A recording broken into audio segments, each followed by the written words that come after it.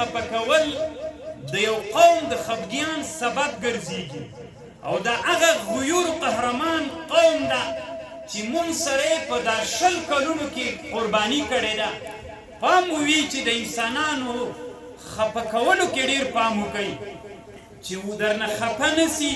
کوشش په دې وکئ چې دا ملت اوس څومره ونازوئ، ځکه دا هغه ملت و چې تا ته به یې کور کې جای درکړو، ته به یو ولې د تا یو ټوپک به و، ته به نه بینه تللې. خو دا هغه مسلمان و چې دی د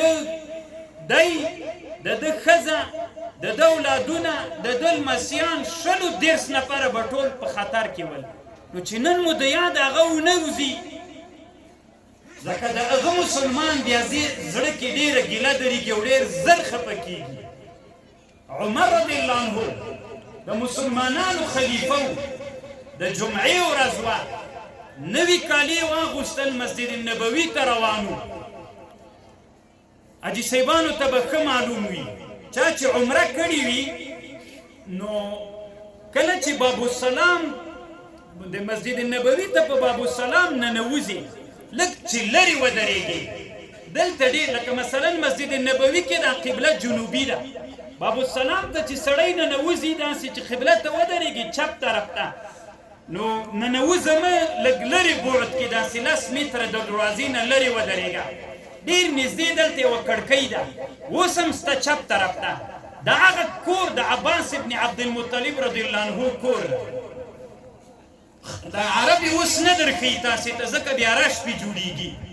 ډېر نږدې، بیخي نږدې مسافه کې باب السلام چې 10 مترې خپله باب السلام سره چې ودرېږي، لږ نوره مخته سه د چپ طرف ته دلته چې کومه کړکۍ درته ښکارېږي، اوس هم سته دغه د عباس ابن عبدالمطلب رضی الله عنه کور.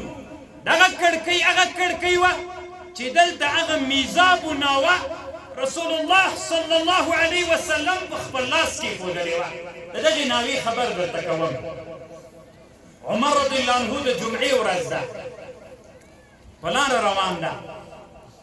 دغه جې ته چې راورسېد چې د عباس ابن عبدالمطلب رضی الله عنه کور، دلته 2 چرګوړي حلال کړي ول.